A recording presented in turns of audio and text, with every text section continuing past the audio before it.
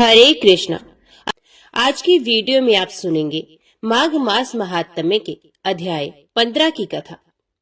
कार्तवीर्य जी कहने लगे कि हे भगवान, वे राक्षस कौन था और कांचन मालिनी कौन थी? उसने अपना धर्म कैसे दिया और उनका साथ कैसे हुआ? हे ऋषि, अत्रि ऋषि की संतानों की सूर्य, ये कथा सुनाकर मेरा कौतूहल दूर कीजिए। तब दत्तात्रेय जी कहने लगे कि हे राजन, इस पुरातन विचित्र इतिहास को सुनो। कांचन मालिनी नाम की एक सुंदर अप्सरा थी जो माघ मास में प्रयाग में स्नान करके कैलाश पर जा रही थी। तब उसको मार्ग में जाते हुए हिमालय के कुंज से एक घीर राक्षस ने देख लिया। उस सोने जैसे तेज वाली, सुंदर कट वाली, बड़े बड़े नेत्रों वाली, चंद्रमुखी, सुंदर केश और पीन ओधर वाली सुंदर अप्सरा को देखकर उस राक्षस ने कहा कि हे सुंदरी, कमल नयनी, तुम कौन हो और कहां से आ रही हो?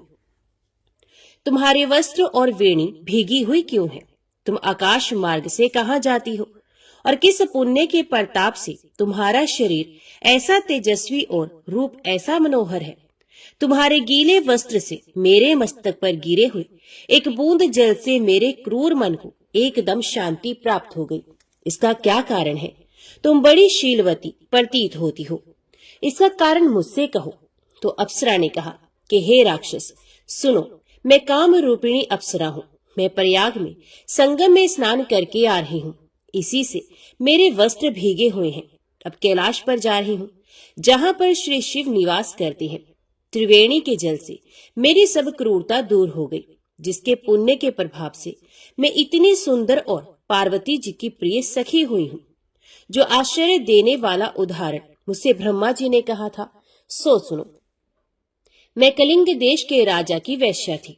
रूप, लावण्य और सुंदरता में अपूर्व थी। मेरी सुंदरता पर सारा नगर मोहित था और मैंने अनेकों प्रकार के भोग भोगे।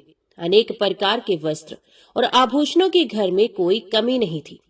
कई कामी पुरुष आपस में स्पर्धा ही से मृत्यु को प्राप्त हो गए। इस तरह उस नगर में बड़ी सुंदरता से यौवन व्यतीत हुआ और मैं वृद्ध अवस्था को प्राप्त हो गई। तब मेरे मन में विचार उत्पन्न हुआ कि मैंने अपनी सारी आयु पापों में ही व्यतीत कर दी। धर्म का कोई कार्यदान, तप, यज्ञ आदि नहीं किया। शिव या दुर्गा जी की आराधना नहीं की, ना कभी भगवान विष्णु का पूजन किया। इस प्रकार अशांत चित्त से मैंने एक ब्राह्मण की शरण ली, जो वेदों का ज्ञाता और ब्रह्मनिष्ठ था। मैंने उनसे पूछा कि मेरा उद्धार किस प्रकार हो सकता है। महाराज, साधु सज्जन, अच्छे और बुरे, सभी पर दया करते हैं, इसलिए मुझ दीन पर भी कृपा करके मुझ कीचड़ में डूबी हुई को पकड़कर उबार लीजिए। क्षीर सागर क्या हंस को ही दूध देता है, बत्तख को नहीं देता? तब वे ब्राह्मण राजा का पुरोहित इन सब बातों को सुनकर मुझ पर दया करके कहने लगा कि तू ब्रह्मा के क्षेत्र प्रयाग में जाकर माघ मास में त्रिवेणी संगम में स्नान कर, परंतु मन में अशुभ क्रिया का विचार नहीं करना। पापों के नाश के लिए महर्षियों ने तीर्थ स्नान से अधिक और कोई प्रायश्चित नहीं बताया। प्रयाग में स्नान करने से तो अवश्य पवित्र होकर स्वर्ग को जाएगी। हे भामिनी, पुराने समय में गौतम ऋषि की स्त्री को देखकर इंद्र ने काम के वशीभूत होकर कपट वेश में उससे भोग किया था। इसलिए ऋषि द्वारा श्राप दिया गया और उसका शरीर अत्यंत लज्जा युक्त हजारों भागों वाला हो गया। तब इंद्र नीचे मुंह करके अपने पाप कर्म की बुराई कराने लगे। मेरु पर्वत के शिखर पर स्वच्छ जल वाले सरोवर पर एक स्वर्ण कमल से भरे हुए कोटर में घुस गया और अपने पाप को धिक्कारता हुआ कामदेव की बुराई करने लगा कि ये सब पापों का मूल है। इसके ही वशीभूत होकर मनुष्य नरक में जाते हैं और अपने धर्म, कीर्ति, यश और धैर्य का नाश करते हैं। इंद्र ऐसा सोच रहा था कि इंद्र के बिना सारा देवलोक शोभाहीन हो गया। तब देवता, गंधर्व, किन्नर, लोकपाल इंद्राणी के सहित बृहस्पति जी से जाकर पूछने लगे कि महाराज, इंद्र के ना रहने से स्वर्ग ऐसा शोभाहीन हो गया है जैसे सतपुत्र के बिना श्रेष्ठ कुल। इसलिए स्वर्ग की शोभा के लिए कोई क्रिया सोचिए। इस विषय में देर नहीं लगानी चाहिए। तब बृहस्पति जी कहने लगे कि इंद्र ने बिना सोचे विचारे जो कर्म किया है उसका फल भोग रहा है। सो वे कहाँ है, मैं ये सब जानता हूँ। फिर गुरुजी ने सबको साथ लेकर स्वर्ण कमलों से युक्त बड़े सरोवर में इंद्र को देखा, जिसका मुख मलिन और आंखें बंद थी। तब इंद्र ने बृहस्पति जी के चरणों को पकड़कर कहा कि इस पाप से उद्धार करके आप मेरी रक्षा कीजिए। तब बृहस्पति जी ने इंद्र से कहा कि प्रयाग में स्नान करने से तुम पाप मुक्त हो जाओगे। तब इंद्र सहित सबने ही प्रयाग में जाकर संगम में स्नान किया और त्रिवेणी स्नान से इंद्र पाप मुक्त हो गए। तब बृहस्पति जी ने इंद्र को वरदान दिया कि तुम्हारे शरीर में जितने भाग हैं सब नेत्र हो जाए। तब इंद्र ब्राह्मण के वर से 1000 नेत्रों से ऐसा सुशोभित हुआ जैसे मान सरोवर में कमल शोभायमान होता है। ओम नमो भगवते वासुदेवाय नमः। नारद जी ने पूछा, हे प्रभु, उत्तम ब्राह्मणों की पूजा करके तो सब लोग श्रेष्ठ गति प्राप्त करते हैं, किंतु जो उन्हें कष्ट पहुंचाते हैं उनकी क्या गति होती है? ब्रह्मा जी बोले, क्षुधा से संतप्त हुए उत्तम ब्राह्मणों का जो लोग अपनी शक्ति के अनुसार भक्ति पूर्वक सत्कार नहीं करते वे नरक में पड़ते हैं। जो क्रोध पूर्वक कठोर शब्दों में ब्राह्मण की निंदा करके उसे द्वार से हटा देते हैं वे अत्यंत घोर महारोरव नरक में पड़ते हैं तथा नरक से निकलने पर कीड़े होते हैं। उससे छूटने पर चांडाल योनि में जन्म लेते हैं। फिर रोगी एवं दरिद्र होकर भूख से पीड़ित होते हैं। अतः भूख से पीड़ित हो घर पर आए हुए ब्राह्मण का कभी अपमान नहीं करना चाहिए। जो देवता, अग्नि और ब्राह्मण के लिए नहीं दूंगा ऐसा वचन कहता है वे 100 बार नीचे की योनियों में जन्म लेकर अंत में चांडाल होता है। जो लात उठाकर ब्राह्मण, गो, माता पिता और गुरु को मारता है उसका रोरव नरक में वास निश्चित है। वहां से कभी उसका उद्धार नहीं होता। यदि पुण्यवश जन्म हो भी जाए तो वहां वे पंगु होता है। साथ ही अत्यंत दीन, विषादग्रस्त और दुख शोक से पीड़ित रहता है। इस प्रकार 3 जन्मों तक कष्ट भोगने के बाद ही उसका उद्धार होता है। जो पुरुष मुक्कों, तमाचों और कीलों से ब्राह्मण को मारता है वे 1 कल्प तक तापन और रोरव नामक नरक में निवास करता है और पुनः जन्म लेने पर कुत्ता होता है। उसके बाद चांडाल योनि में जन्म लेकर दरिद्र और उदरशील से पीड़ित होता है। माता पिता ब्राह्मण, सनातक, तपस्वी और गुरुजनों को क्रोध पूर्वक मारकर मनुष्य दीर्घ काल तक कुंभी पाक नरक में पड़ता है। इसके बाद वे कीट योनि में जन्म लेता है। बेटा नारद, जो ब्राह्मणों के विरुद्ध कठोर वचन बोलता है उसके शरीर में 8 प्रकार की कोढ़ होती है। खुजली, दांत, मंडल, शुक्ति, सिद्धम, काली कोढ़, सफेद कोढ़ और तरुण कुष्ठ। इनमें काली कोढ़, सफेद कोढ़ और अत्यंत दारुण तरुण कुष्ठ ये 3 महाकुष्ठ माने गए हैं, जो जानबूझकर महापातक में प्रवृत्त होते हैं अथवा महापातकी पुरुषों का संग करते हैं अथवा अति पातक का आचरण करते हैं। उनके शरीर में ये तीनों प्रकार के कुष्ठ होते हैं। संसर्ग से अथवा परस्पर संबंध होने से मनुष्य में इस रोग का संक्रमण होता है। इसलिए विवेकी पुरुष कौड़ी से दूर ही रहे। उसका स्पर्श हो जाने पर तुरंत स्नान कर ले। पतित, कौड़ी, चंडाल, गोभक्षी, कुत्ता, रजसुला स्त्री और भील का स्पर्श हो जाने पर तत्काल स्नान करना चाहिए। जो ब्राह्मण की न्याय उपार्जित जीविका तथा उसके धन का अपहरण करते हैं वे अक्षय नरक में पड़ते हैं। जो चुगलखोर मनुष्य ब्राह्मणों का छिद्र ढूंढा करते हैं उसे देखकर या स्पर्श करके वस्त्र सहित जल में गोता लगाना चाहिए। ब्राह्मण के धन का यदि कोई प्रेम से उपभोग कर ले तो भी वे उसकी 7 पीढ़ियों तक को जला डालता है, और जो पराक्रम पूर्वक छीनकर उसका उपभोग करता है वे तो 10 पीढ़ी पहले और 10 पीढ़ी पीछे तक के पुरुषों को नष्ट करता है। विष को विष नहीं कहते, ब्राह्मण का धन ही विष कहलाता है। विष तो केवल उसके खाने वाले को ही मारता है, किंतु ब्राह्मण का धन पुत्र पौत्रों का भी नाश करता है। जो मोहवश माता, ब्राह्मणी अथवा गुरु की स्त्री के साथ समागम करता है वे घोर रौरव नरक में पड़ता है। वहां से पुनः मनुष्य योनि में आना कठिन होता है। नारद जी ने पूछा, पिताजी, सभी ब्राह्मणों की हत्या से बराबर ही पाप लगता है, अथवा किसी में कुछ अधिक या कम भी? यदि न्यूना अधिक होता है तो क्यों? इसको यथार्थ रूप से बताइए। ब्रह्मा जी ने कहा, बेटा, ब्रह्महत्या का जो पाप बताया गया है वे किसी भी ब्राह्मण का वध करने पर अवश्य लागू होता है। ब्रह्म हत्यारा घोर नरक में पड़ता है। इस विषय में कुछ और भी कहना है, उसे सुनो। वेद शास्त्रों के ज्ञाता, जितेंद्रिय एवं श्रोत्रिय ब्राह्मणों की हत्या करने पर करोड़ों ब्राह्मणों के वध का दोष लगता है। क्षैप तथा वैष्णव ब्राह्मण को मारने पर उससे भी 10 गुना अधिक पाप होता है। अपने वंश के ब्राह्मण का वध करने पर तो कभी नरक से उद्धार होता ही नहीं। 3 वेदों के ज्ञाता स्नातक की हत्या करने पर जो पाप लगता है उसकी कोई सीमा ही नहीं। श्रोत्रिय, सदाचारी तथा तीर्थ स्नान और वेद मंत्र से पवित्र ब्राह्मण के वध से होने वाले पाप का भी कभी अंत नहीं होता। यदि किसी के द्वारा अपनी बुराई होने पर ब्राह्मण स्वयं भी शोकवश प्राण त्याग दे तो वे बुराई करने वाला मनुष्य ब्रह्महत्यारा ही समझा जाता है।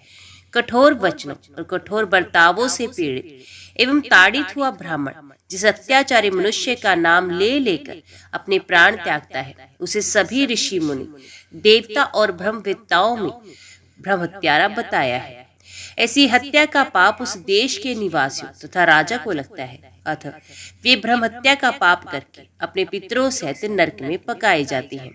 विद्वान पुरुष को चाहिए कि वे मरण पर्यंत उपवास करने वाले ब्राह्मण को मनाए, उसे प्रसन्न करके अनशन तोड़ने का प्रयत्न करे। यदि किसी निर्दोष पुरुष को निमित्त बनाकर कोई ब्राह्मण अपने प्राण त्यागता है तो वे स्वयं ही ब्रह्महत्या के घोर पाप का भागी होता है। जिसका नाम लेकर मरता है वे नहीं। जो अधम ब्राह्मण अपने कुटुंबी का वध करता है उसको भी ब्रह्महत्या का पाप लगता है। यदि कोई आतताई ब्राह्मण युद्ध के लिए अपने पास आ रहा हो और प्राण लेने की चेष्टा करता हो तो उसे अवश्य मार डाले, इससे वे ब्रह्महत्या का भागी नहीं होता। जो घर में आग लगाता है, दूसरे को जहर देता है, धन चुराता है, सोते हुए को मारता है तथा खेत और स्त्री का अपहरण करता है, ये 6 अतताई माने गए हैं। संसार में ब्राह्मण के समान दूसरा कोई पूजनीय नहीं। ये जगत का गुरु है।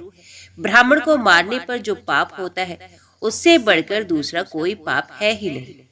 नारद जी ने पूछा, सुश्रेष्ठ, पाप से दूर रहने वाले द्विज को किस वृत्ति का आश्रय लेकर जीवन निर्वाह करना चाहिए, इसका यथावत वर्णन कीजिए। ब्रह्मा जी ने कहा, बेटा, बिना मांगे मिली हुई भिक्षा उत्तम वृत्ति बताई गई है। उच्च वृत्ति उससे भी उत्तम वृत्ति है। ये सब प्रकार की वृत्तियों में श्रेष्ठ और कल्याणकारिणी है। श्रेष्ठ मुनिगण उच्च वृत्ति का आश्रय लेकर ब्रह्मपद को प्राप्त होते हैं। यज्ञ में आए हुए ब्राह्मण को यज्ञ की समाप्ति हो जाने पर यजमान से जो दक्षिणा प्राप्त होती है वे उसके लिए ग्राह वृत्ति है। द्विजों को पढ़ाकर या यज्ञ कराकर उसकी दक्षिणा लेनी चाहिए। पठन पाठन तथा उत्तम मांगलिक शुभ कर्म करके भी उन्हें दक्षिणा ग्रहण करनी चाहिए। ये ब्राह्मणों की जीविका है।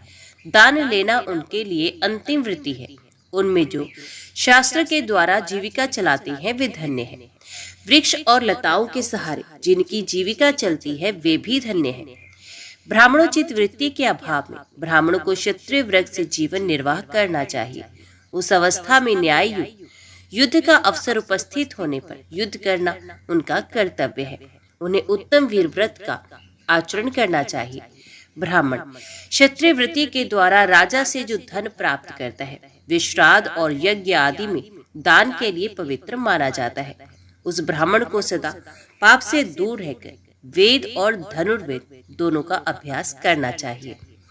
जो ब्राह्मण न्यायोचित युद्ध में सम्मिलित होकर संग्राम में शत्रु का सामना करते हुए मारे जाते हैं वे वेद पाठियों के लिए भी दुर्लभ परम पद को प्राप्त होते हैं। धर्म युद्ध का जो पवित्र बर्ताव है उसका यथार्थ वर्णन सुनो। धर्म युद्ध करने वाले योद्धा सामने लड़ते हैं, कभी कायरता नहीं दिखाते तथा जो पीठ दिखा चुका हो, जिसके पास कोई हथियार ना हो और जो युद्ध भूमि से भागा जा रहा हो, ऐसे शत्रु पर पीछे की ओर से प्रहार नहीं करते। जो दुराचारी सैनिक विजय की इच्छा से डरपोक, युद्ध से विमुख, पतित, मूर्छित, अस्तशूद्र, स्तुति प्रिय और शरणागत शत्रु को युद्ध में मार डालते हैं, वे नरक में पड़ते हैं। ये क्षत्रिय वृत्ति सदाचारी पुरुषों द्वारा प्रशंसित है। इसका आश्रय लेकर समस्त क्षत्रिय स्वर्गलोक को प्राप्त करते हैं। धर्म युद्ध में शत्रु का सामना करते हुए मृत्यु को प्राप्त होना क्षत्रिय के लिए शुभ है। वे पवित्र होकर सब पापों से मुक्त हो जाता है और एक कल्प तक स्वर्गलोक में निवास करता है। उसके बाद सार्वभौम राजा होता है। उसे सब प्रकार के भोग प्राप्त होते हैं। उसका शरीर निरोग और कामदेव के समान सुंदर होता है। उसके पुत्र धर्मशील, सुंदर, समृद्धिशील और पिता की रुचि के अनुकूल चलने वाले होते हैं। इस प्रकार 7 जन्मों तक वे क्षत्रिय उत्तम सुख का उपभोग करते हैं। इसके विपरीत जो अन्याय पूर्वक युद्ध करने वाले हैं, उन्हें चिरकाल तक नरक में निवास करना पड़ता है। इस तरह ब्राह्मणों को श्रेष्ठ क्षत्रिय वृत्ति का सहारा लेना उचित है।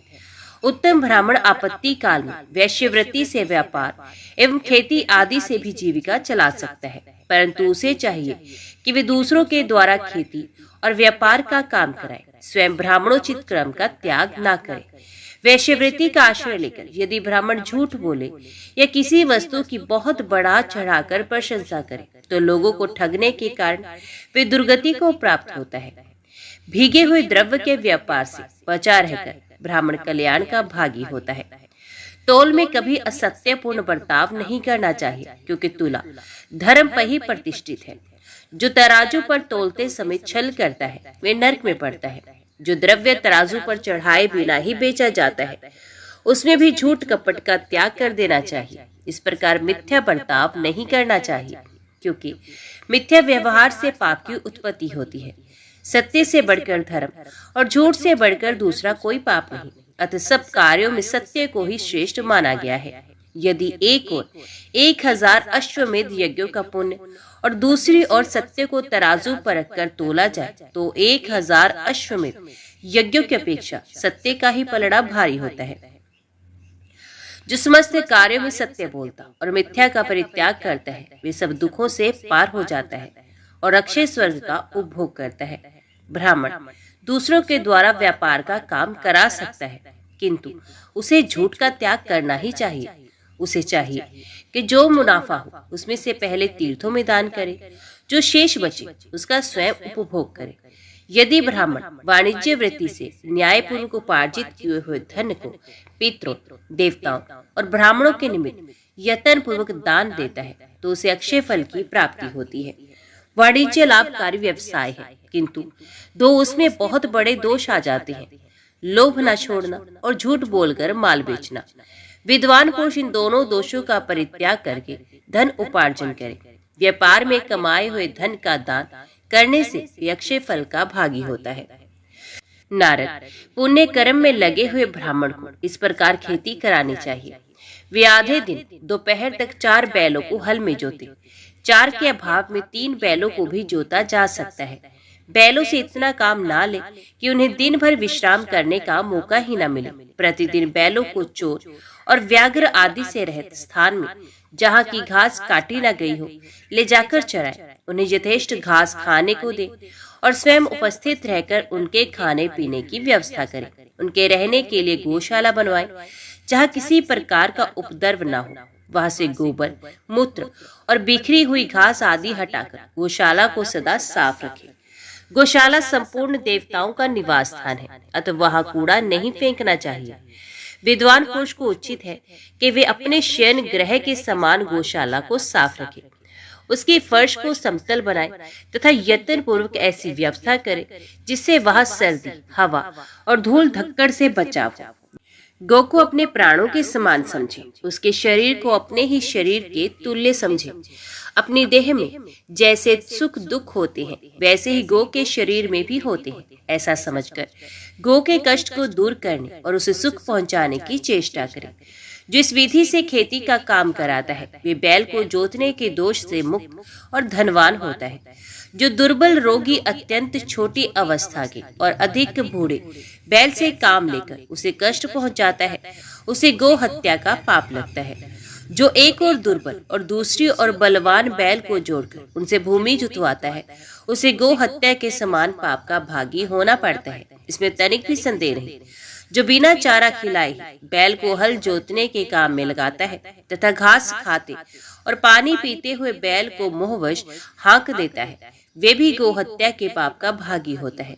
अमावस्या, संक्रांति तथा पूर्णिमा को हल जोतने से 10,000 गो हत्याओं का पाप लगता है। जो प्रयुक्त तिथियों को गो के शरीर में सफेद और रंग बिरंगी रचना करके काजल, पुष्प और तेल के द्वारा उनकी पूजा करता है, वे अक्षय स्वर्ग का सुख भोगता है। जो प्रतिदिन दूसरे की गाय को मुट्ठी भर घास देता है, उसके समस्त पापों का नाश होता है तथा वे अक्षय स्वर्ग का उपभोग करता है। जैसा ब्राह्मण का महत्व है, वैसा ही गो का भी महत्व है। दोनों की पूजा का फल समान ही है। विचार करने पर मनुष्य में ब्राह्मण प्रधान और पशुओं में गो। नारद जी ने पूछा, नाथ, आपने बताया है कि ब्राह्मण की उत्पत्ति भगवान के मुख से हुई है, फिर गौ की उत्पत्ति उससे तुलना कैसे हो सकती है? विधाता, इस विषय को लेकर मुझे बड़ा आश्चर्य हो रहा है। ब्रह्मा जी ने कहा, बेटा, पहले भगवान के मुख से महान तेजोमय पुंज प्रकट हुआ। उस तेज से सर्वप्रथम वेद की उत्पत्ति हुई। तत्पश्चात अग्नि, गो और ब्राह्मण ये पृथक पृथक उत्पन्न हुए। मैंने संपूर्ण लोकों और भुवनों की रक्षा के लिए पूर्व काल में एक वेद से चारों वेदों का विस्तार किया। अग्नि और ब्राह्मण देवताओं के लिए हविष्य ग्रहण करते हैं और हविष्य गौ से उत्पन्न होता है, इसलिए चारों ही इस जगत के जन्मदाता है। यदि ये चारों महत्तर पदार्थ विश्व में नहीं होते तो ये सारा चराचर जगत नष्ट हो जाता है। यही सदा जगत को धारण किए रहते हैं, जिससे स्वभावत इसकी स्थिति बनी रहती है। ब्राह्मण, देवता तथा असुरों को भी गो की पूजा करनी चाहिए, क्योंकि गो सब कार्यों में उदार तथा वास्तव में समस्त गुणों की खान है। वे साक्षात संपूर्ण देवताओं का स्वरूप है। सब प्राणियों पर उसकी दया बनी रहती है। प्राचीन काल में सबके पोषण के लिए मैंने गो की सृष्टि की थी। गौ की प्रत्येक वस्तु पावन है और समस्त संसार को पवित्र करती है। गो का मूत्र, गोबर, दूध, दही और घी, इन पंचगव्यों का पान कर लेने पर शरीर के भीतर पाप नहीं ठहरता। इसलिए धार्मिक पुरुष प्रतिदिन गो के दूध, दही और घी खाया करते हैं। गव्य पदार्थ संपूर्ण द्रव्यों में श्रेष्ठ, शुभ और प्रिय है। जिसको गाय का दूध, दही और घी खाने का सौभाग्य नहीं प्राप्त होता, उसका शरीर मल के समान है। अन्न आदि 5 रात्रि तक, दूध 7 रात्रि तक, दही 20 रात्रि तक और घी 1 मास तक शरीर में अपना प्रभाव रखता है। जो लगातार 1 मास तक बिना गव्य का भोजन करता है, उस मनुष्य के भोजन में प्रेतों को भाग मिलता है। इसलिए प्रत्येक युग में सब कार्यों के लिए एकमात्र गो ही प्रशस्त मानी गई है। गो सदा और सब समय धर्म, अर्थ, काम और मोक्ष ये चारों पुरुषार्थ प्रदान करने वाली है।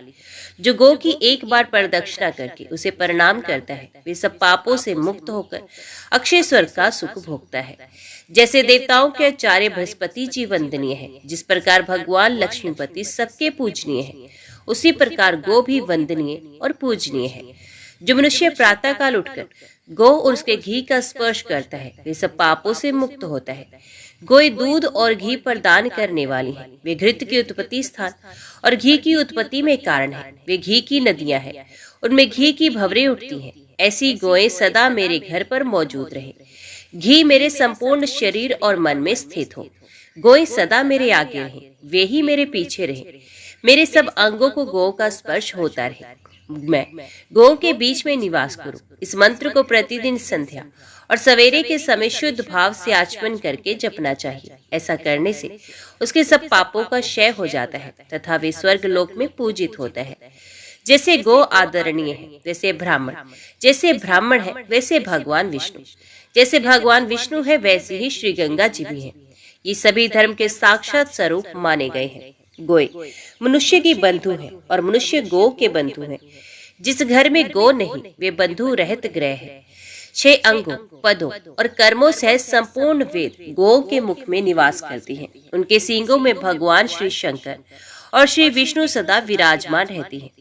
गौ के उदर में कार्तिकेय, मस्तक में ब्रह्मा, ललाट में महादेव जी, सींगों के अग्रभाग में इंद्र, दोनों कानों में अश्वनी कुमार, नेत्रों में चंद्रमा और सूर्य, दांतों में गरुड़, जीवा में सरस्वती देवी, गुदा में संपूर्ण तीर्थ, मूत्रस्थान में गंगा जी, रोमकूपों में ऋषि, मुख और पृष्ठभाग में यमराज, दक्षिण पार्श्व में वरुण और कुबेर, वाम पार्श्व में तेजस्वी और महाबली यक्ष, मुख के भीतर गंधर्व, नासिका के अग्रभाग में सर्प, खुरों के पिछले भाग में अप्सराएं, गोबर में लक्ष्मी, गौमूत्र में पार्वती, चरणों के अग्रभाग में आकाशचारी देवता, रंभाने की आवाज में प्रजापति, थनों में भरे हुए चारों समुद्र निवास करते हैं। जो प्रतिदिन स्नान करके गो का स्पर्श करता है वे मनुष्य सब प्रकार के स्थूल पापों से भी मुक्त हो जाता है।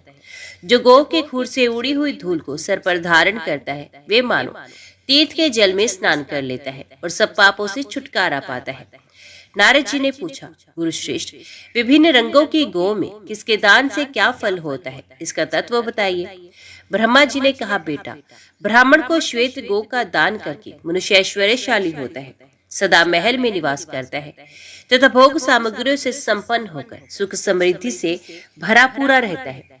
धुएं के समान रंग वाली गो स्वर्ग प्रदान करने वाली तथा भयंकर संसार में पापों से छुटकारा दिलाने वाली है। कपिला गो का दान अक्षय फल प्रदान करता है। कृष्णा गो का दान देकर मनुष्य कभी कष्ट में नहीं पड़ता। भूरे रंग की गो संसार में दुर्लभ है। गौर वर्ण की धेनु समूचे कुल को आनंद प्रदान करने वाली है। लाल नेत्रों वाली गो रूप की इच्छा रखने वाले पुरुष को रूप प्रदान करती है। नीली गो धन अभिलाषी पुरुष की कामना पूर्ण करती है। एक ही कपिला गो का दान करके मनुष्य सारे पापों से मुक्त हो जाता है। बचपन, जवानी और बुढ़ापे में जो पाप किया गया है, क्रिया से, वचन से तथा मन से भी जो पाप बन गए, उन सबका कपिला गो के दान से क्षय हो जाता है और दाता पुरुष विष्णु रूप होकर वैकुंठ में निवास करता है। जो 10 गोए दान करता है तथा जो भार ढोने में समर्थ एक ही बैल दान करता है, उन दोनों का फल ब्रह्मा जी के समान ही बताया गया है। जो पुत्र पितरों के उद्देश्य से सांड छोड़ता है, उसके पितर अपनी इच्छा के अनुसार विष्णु लोक में सम्मानित होते हैं। छोड़े हुए सांड या दान की हुई गौ के जितने रोए होते हैं, उतने 1000 वर्षों तक मनुष्य स्वर्ग का सुख भोगते हैं। छोड़ा हुआ सांड अपनी पूंछ से जो जल फेंकता है, वे 1000 वर्षों तक पितरों के लिए तृप्तिदायक होता है और वे अपने खुर से जितनी भूमि खोदता है, जितने ढेले और कीचड़ उछालता है, वे सब लाख गुने होकर पितरों के लिए स्वधा रूप हो जाते हैं। यदि पिता के जीते जी माता की मृत्यु हो जाए तो उसकी स्वर्ग प्राप्ति के लिए चंदन चर्चित धेनु का दान करना चाहिए। ऐसा करने से दाता पितरों के ऋण से मुक्त हो जाता है तथा भगवान श्री विष्णु की भांति पूजित होकर अक्षय स्वर्ग को प्राप्त करता है। सब प्रकार के शुभ लक्षणों से प्रति वर्ष बच्चा देने वाली नई दुधार गाय पृथ्वी के समान मानी गई है। उसके दान से भूमि दान के समान फल होता है। उसे दान करने वाला मनुष्य इंद्र के तुल्य होता है और अपनी 100 पीढ़ियों का उद्धार करता है। जो गो का हरण करके उसके बछड़े की मृत्यु का कारण बनता है, वे महाप्रलय पर्यंत कीड़ों से भरे हुए कुएं में पड़ा रहता है। गौ का वध करके मनुष्य अपने पितरों के साथ घोर रोरव नरक में पड़ता है तथा उतने ही समय तक अपने पाप का दंड भोगता रहता है।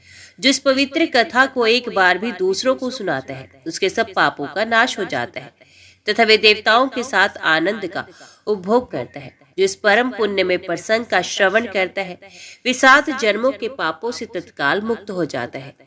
नारद जी ने पूछा, पिताजी, किस आचरण से ब्राह्मण के ब्रह्म तेज की वृद्धि होती है? ब्रह्मा जी ने कहा, बेटा, श्रेष्ठ ब्राह्मण को चाहिए कि वे प्रतिदिन कुछ रात रहते ही बिस्तर से उठ जाए और गोविंद, माधव, कृष्ण, हरि, दामोदर, नारायण, जगन्नाथ, वासुदेव, वेद माता सावित्री, अजन्मा, विभु, सरस्वती, महालक्ष्मी, ब्रह्मा, शंकर, शिव, शंभु, ईश्वर, महेश्वर, सूर्य, गणेश, सकंद, गौरी, भागीरथी और शिवा आदि नामों का कीर्तन करे। जो मनुष्य सवेरे उठकर इन सबका स्मरण करता है, वे ब्रह्म इत्यादि पापों से निस्संदेह मुक्त हो जाता है। तात एक बार भी नामों का उच्चारण करने पर संपूर्ण यज्ञों का तथा लाखों गोदान का फल मिलता है। इस प्रकार उपयुक्त नामों का उच्चारण करके गांव से बाहर दूर जाकर साफ सुथरे स्थान में मलमूत्र का परित्याग करें। यदि रात का समय हो तो दक्षिण दिशा की ओर मुंह करके और दिन में उत्तर दिशा की ओर मुंह करके शौच होना चाहिए। इसके बाद हाथ मुंह धो कुल्ला करके गूलर आदि की लकड़ी से दांत साफ करना चाहिए।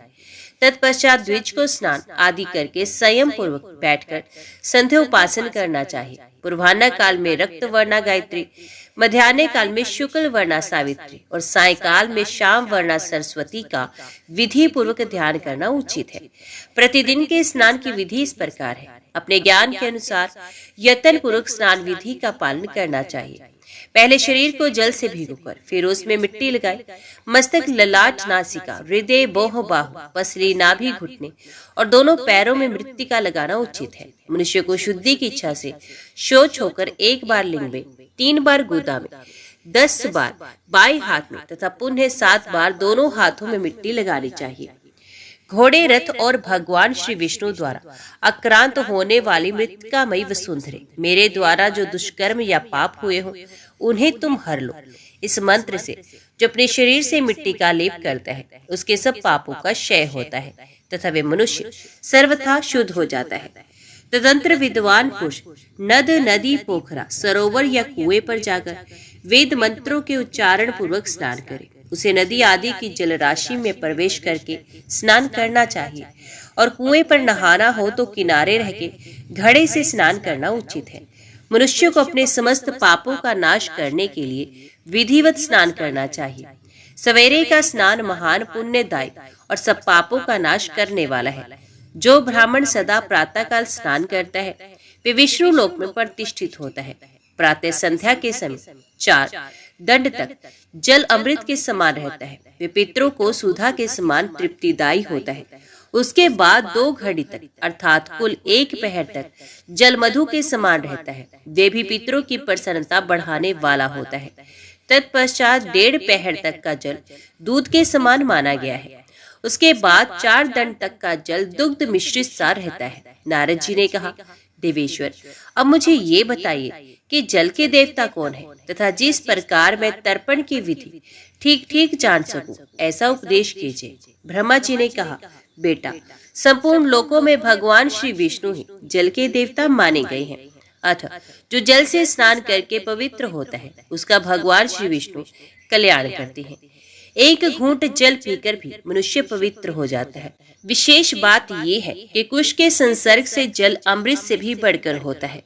कुश संपूर्ण देवताओं का निवास स्थान है। पूर्व काल में मैंने ही उसे उत्पन्न किया। कुश के मूल में स्वयं मैं ब्रह्मा, उसके मध्य भाग में विष्णु और अग्रभाग में भगवान श्री शंकर विराजमान है। इन तीनों के द्वारा कुश की प्रतिष्ठा है। अपने हाथों में कुश धारण करने वाला द्विज सदा पवित्र माना गया है। वे यदि किसी स्तोत्र या मंत्र का पाठ करे तो उसका 100 गुना महत्व बताया गया है। वही यदि तीर्थ में किया जाए तो उसका फल 1000 गुना अधिक होता है। कुश, काश्य, दुर्वा, जौ का पत्ता, धान का पत्ता, बलवज और कमल, ये 7 प्रकार के कुश बताए गए हैं। इनमें पूर्व कुश अधिक पवित्र माने गए हैं। ये सभी कुश लोक में प्रतिष्ठित है। तिल के संपर्क से जो जल अमृत से भी अधिक स्वादिष्ट हो जाता है, जो प्रतिदिन स्नान करके तिल मिश्रित जल से पितरों का तर्पण करता है, वे अपने दोनों कुलों का उद्धार करके ब्रह्मलोक को प्राप्त होता है। वर्षा के 4 महीनों में दीपदान करने से पितरों के ऋण से छुटकारा मिलता है। जो 1 वर्ष तक प्रति अमावस्या को तिलों के द्वारा पितरों का तर्पण करता है, वे विनायक पदवी को प्राप्त होता है और संपूर्ण देवता उसकी पूजा करते हैं। जो समस्त युगादि तिथियों को तिलों द्वारा पितरों का तर्पण करता है, उसे अमावस्या की अपेक्षा 100 गुना अधिक फल प्राप्त होता है। अयन आरंभ होने के दिन विशुभ योग में पूर्णिमा तथा अमावस्या को पितरों का तर्पण करके मनुष्य स्वर्गलोक में प्रतिष्ठित होता है। मनवंतर संज्ञक तिथियों में तथा अन्य पुण्य पर्वों के अवसरों पर तर्पण करने से ही ये फल मिलता है। चंद्रमा और सूर्य के ग्रहण में गया आदि पुण्य तीर्थों के भीतर पितरों का तर्पण करके मनुष्य वैकुंठ धाम प्राप्त करता है। इसलिए कोई पुण्य दिवस प्राप्त होने पर पितृ समुदाय का तर्पण अवश्य करना चाहिए।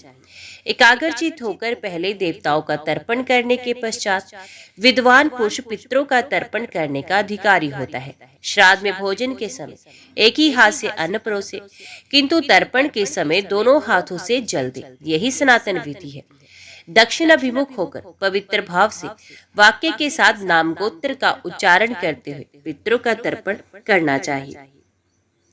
जो मोहवश सफेद तिलों के द्वारा पितृ वर्ग का तर्पण करता है, उसका किया हुआ तर्पण व्यर्थ होता है। यदि दाता स्वयं जल से स्थित होकर पृथ्वी पर तर्पण का जल गिराए तो उसका वे जलदान व्यर्थ हो जाता है, किसी के पास नहीं पहुंचता।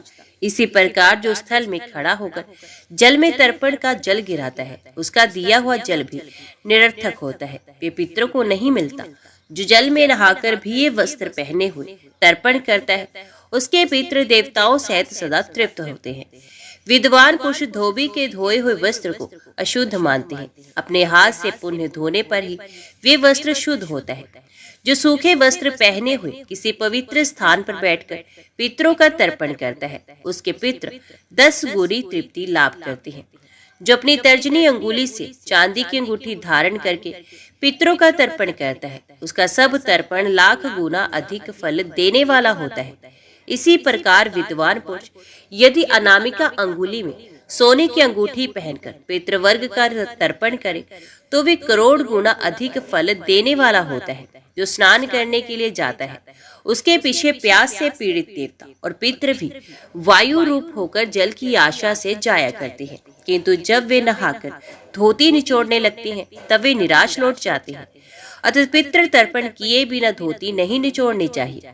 मनुष्य के शरीर में जो 3.5 करोड़ रोए हैं, वे संपूर्ण तीर्थों के प्रतीक हैं। उनका स्पर्श करके जो जल धोती पर गिरता है, वे मानो संपूर्ण तीर्थों का ही जल गिरता है। इसलिए तर्पण के पहले धोए हुए वस्त्र को निचोड़ना नहीं चाहिए। देवता स्नान करने वाले व्यक्ति के मस्तक से गिरने वाले जल को पीते हैं। पितृ मूछ दाढ़ी के जल से तृप्त होते हैं। गंधर्व नेत्रों का जल और संपूर्ण प्राणी अधोभाग का जल ग्रहण करते हैं। इस प्रकार देवता, पितृ, गंधर्व तथा संपूर्ण प्राणी स्नान मात्र से संतुष्ट होते हैं। स्नान से शरीर में पाप नहीं रहता। जो मनुष्य प्रतिदिन स्नान करता है, वे पुरुषों में श्रेष्ठ है। वे सब पापों से मुक्त होकर स्वर्गलोक में प्रतिष्ठित होता है। देवता और महर्षि तर्पण तक स्नान का ही अंग मानते हैं। तर्पण के बाद विद्वान पुरुष को देवताओं का पूजन करना चाहिए। जो गणेश की पूजा करते हैं, उसके पास कोई विघ्न नहीं आता। लोग धर्म और मोक्ष के लिए लक्ष्मीपति भगवान श्री विष्णु की, आवश्यकताओं की पूर्ति के लिए शंकर की, आरोग्य के लिए सूर्य की तथा संपूर्ण कामनाओं की सिद्धि के लिए भवानी की पूजा करते हैं। देवताओं की पूजा करने के पश्चात बलिवैश्व देव करना चाहिए। पहले अग्नि कार्य करके फिर ब्राह्मणों को तृप्त करने वाला अतिथि यज्ञ करे। देवताओं और संपूर्ण प्राणियों का भाग देकर मनुष्य स्वर्गलोक को जाता है। इसलिए प्रतिदिन पूरा प्रयत्न करके नित्य कर्मों का अनुष्ठान करना चाहिए। जो स्नान नहीं करता वे मल भोजन करता है। जो जप नहीं करता वे पीप और रक्तपान करता है। जो प्रतिदिन तर्पण नहीं करता वे पितृघाती होता है। देवताओं की पूजा न करने पर ब्रह्महत्या के समान पाप लगता है। संध्या उपासन न करके पापी मनुष्य सूर्य की हत्या करता है। नारद जी ने पूछा, पिताजी, ब्राह्मण आदि वर्णों के सदाचार और उनके कर्तव्यों का कर्म बताइए, साथ ही समस्त प्रवृत्ति प्रधान कर्मों का वर्णन कीजिए। ब्रह्मा जी ने कहा, वत्स, मनुष्य आचार से आयु, धन तथा स्वर्ग और मोक्ष प्राप्त करता है। आचार अशुभ लक्षणों का निवारण करता है। आचारहीन पुरुष संसार में निंदित, सदा दुख का भागी, रोगी और अल्पायु होता है। अनाचारी मनुष्य को निश्चय ही नरक में निवास करना पड़ता है तथा आचार से श्रेष्ठ लोक की प्राप्ति होती है। इसलिए तुम आचार का यथार्थ रूप से वर्णन सुनो। प्रतिदिन अपने घर को गोबर से लीपना चाहिए। उसके बाद काठ का पीड़ा, बर्तन और पत्थर धोने चाहिए। कांसे का बर्तन राख से, तांबा खटाई से शुद्ध होता है। सोने और चांदी आदि के बर्तन जल मात्र से धोने पर शुद्ध होते हैं। लोहे का पात्र आग के द्वारा तपाने और धोने से शुद्ध होता है। अपवित्र भूमि खोदने, जलाने, लीपने तथा धोने से एवं वर्षा से शुद्ध होती है। धातु निर्मित पात्र, मणि पात्र तथा सब प्रकार के पत्थर से बने हुए पात्र की भस्म और मृत्तिका से शुद्ध बताई गई है। शया, स्त्री, बालक, वस्त्र, यज्ञोपवीत और कमंडलू ये अपने हो तो सदा शुद्ध है और दूसरे के हो तो कभी शुद्ध नहीं माने जाते। एक वस्त्र धारण करके भोजन और स्नान न करे, दूसरे का उतारा हुआ वस्त्र कभी धारण न करे। केशों और दांतों की सफाई सवेरे ही करनी चाहिए। गुरुजनों को नित्य प्रति नमस्कार करना नित्य का कर्तव्य होना चाहिए। दोनों हाथ, दोनों पैर और मुख, इन पांचों अंगों को धोकर विद्वान पुरुष भोजन आरंभ करे। जो इन पांचों को धोकर भोजन करता है वे 100 वर्ष जीता है। देवता, गुरु, सनातन, आचार्य और यज्ञ में दीक्षित ब्राह्मण की छाया पर जानबूझकर पैर नहीं रखना चाहिए। गौ के समुदाय, देवता, ब्राह्मण, घी, मधु, चौराहे तथा प्रसिद्ध वनस्पतियों को अपने दाहिने करके चलना चाहिए। गौ, ब्राह्मण, अग्नि, ब्राह्मण, दो ब्राह्मण तथा पति पत्नी के बीच से होकर नहीं निकलना चाहिए। जो ऐसा करता है वे स्वर्ग में रहता हो तो भी नीचे गिर जाता है। जूठे हाथ से अग्नि, ब्राह्मण, देवता, गुरु, अपने मस्तक पुष्प वाले वृक्ष तथा यज्ञोपयोगी पेड़ का स्पर्श नहीं करना चाहिए। सूर्य, चंद्रमा और नक्षत्र, इन 3 प्रकार के तेजों की और जूठे मुंह कभी दृष्टि ना डाले। इसी प्रकार ब्राह्मण, गुरु, देवता, राजा, श्रेष्ठ सन्यासी, योगी, देव कार्य करने वाले तथा धर्म का उपदेश करने वाले द्विज की और भी जूठे मुंह दृष्टिपात ना करें। नदियां और समुद्र के किनारे, यज्ञ संबंधी वृक्ष की जड़ के पास, बगीचे में, फुलवारी में, ब्राह्मण के निवास स्थान पर, गौशाला में तथा साफ सुथरी सुंदर सड़कों पर तथा जल में कभी मल त्याग ना करें। धीर पुरुष अपने हाथ, पैर, मुख और केशों को रूखे न रखे। दांतों पर मैल न जमने दे। नक को मुंह में न डाले। रविवार और मंगल को तेल न लगाए। अपने शरीर और आसन पर ताल न दे। गुरु के साथ एक आसन पर न बैठे। श्रोत्रियों के धन का अपहरण न करे। देवता और गुरु का भी धन न ले। राजा, तपस्वी, पंगु, अंधे तथा स्त्री का धन भी न ले। ब्राह्मण, गो, राजा, रोगी, भार से दबा हुआ मनुष्य, गर्भिणी स्त्री तथा अत्यंत दुर्बल पुरुष सामने से आते हो तो स्वयं किनारे होकर उन्हें जाने के लिए रास्ता दे। राजा, ब्राह्मण तथा वैद्य से झगड़ा न करे। ब्राह्मण और गुरुपत्नियों से दूर रहना चाहिए। पतित, कोढ़ी, चंडाल, गोमांस भक्षी, समाज बहिष्कृत कर दूर से ही त्याग दे। जो स्त्री दुष्टा, दुराचारिणी, कलंक लगाने वाली, सदा ही कलह से प्रेम करने वाली, प्रमादिनी, निडर, निर्लज, बाहर घूमने फिरने वाली, अधिक खर्च करने वाली और सदाचार से हीन हो, उसको भी दूर से ही त्याग दे। बुद्धिमान शिष्य को चाहिए कि वे रजस्वला अवस्था में गुरुपत्नी को प्रणाम ना करे, उसका चरण स्पर्श ना करे। यदि उस अवस्था में ही वे उसे छू ले तो पुण्य स्नान करने से ही उसकी शुद्धि होती है। शिष्य गुरुपत्नी के साथ खेल कूद में भी भाग ना ले। उसकी बात अवश्य सुने किंतु उसकी ओर आंख उठाकर देखे नहीं। पुत्र वधु, भाई की स्त्री, अपनी पुत्री, गुरुपत्नी तथा अन्य किसी युक्ति स्त्री को और ना तो देखे ना उसका स्पर्श करे। उपयुक्त स्त्री की ओर बोहे मटकाकर देखना, उससे विवाद करना और अश्लील वचन बोलना सदा ही त्याज्य है। भूसी, अंगारे, हड्डी, राख, रुई, निर्माल्य, चिता की लकड़ी, चिता तथा गुरुजनों के शरीर पर कभी पैर न रखे। अपवित्र, दूसरे का उचिष्ट तथा दूसरे की रसोई बनाने के लिए रखा हुआ अन्न भोजन न करे। धीर पुरुष किसी दुष्ट के साथ एक क्षण भी ना तो ठहरे न यात्रा करे। इसी प्रकार उसे दीपक की छाया में तथा बेहेड़े के वृक्ष के नीचे भी खड़ा नहीं होना चाहिए। अपने से छोटे को प्रणाम न करे। चाचा और मामा आदि के आने पर उठकर आसन दे और उनके सामने हाथ जोड़कर खड़े रहे। जो तेल लगाए हो किंतु स्नान ना किए हो, जिसके मुंह और हाथ जूठे हो, जो भीगे वस्त्र पहने हो, रोगी हो, समुद्र में घुसा हो, उद्गिन हो, भार ढो रहा हो, यज्ञ कार्य में लिप्त हो, स्त्रियों के साथ क्रीड़ा में आसक्त हो, बालक के साथ खेल कर रहा हो तथा जिसके हाथों में फूल और कुश हो, ऐसे व्यक्ति को प्रणाम न करे।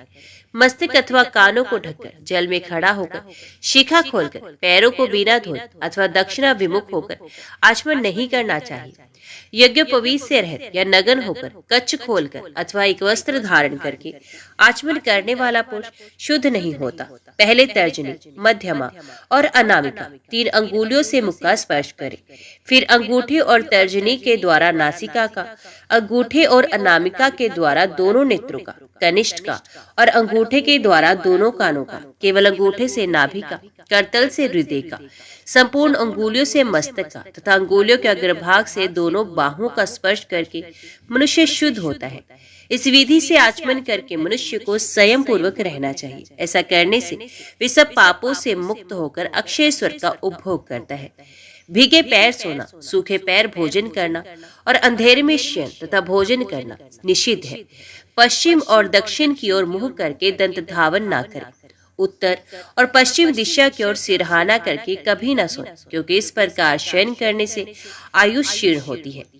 पूर्व और दक्षिण दिशा की ओर सिरहाना करके सोना उत्तम है। मनुष्य के एक बार का भोजन देवताओं का भाग, दूसरी बार का भोजन मनुष्यों का, तीसरी भाज का भोजन प्रेतों का, दैत्यों का तथा चौथी बार का भोजन राक्षसों का भाग होता है। जो स्वर्ग में निवास करके इस लोक में पुनः उत्पन्न हुए हैं, उनके हृदय में नीचे लिखे 4 सद्गुण सदा मौजूद रहते हैं। उत्तम दान देना, मीठे वचन बोलना, देवताओं का पूजन करना तथा ब्राह्मणों को संतुष्ट रखना। इनके विपरीत कंजूसी, स्वजनों की निंदा, मैले कुचैले वस्त्र पहनना, नीच जनों के प्रति भक्ति रखना, अत्यंत क्रोध करना और कटु वचन बोलना, ये नरक से लौटे हुए मनुष्यों के चिन्ह है। नवनीत के समान कोमल वाणी और करुणा से भरा कोमल हृदय, ये धर्म बीज से उत्पन्न मनुष्यों की पहचान के चिन्ह है। दया शून्य हृदय और अरि के समान मर्म स्थानों को विदीर्ण करने वाला तीखा वचन, ये पापी बीज से पैदा हुए पुरुषों को पहचानने के लक्षण है। जो मनुष्य इस आचार आदि से युक्त प्रसंग को सुनता या सुनाता है, वे आचार आदि का फल पाकर पाप से शुद्ध हो स्वर्ग में जाता है और वहां से भ्रष्ट नहीं होता है। सब प्रेम से बोलो, लक्ष्मी नारायण भगवान की जय।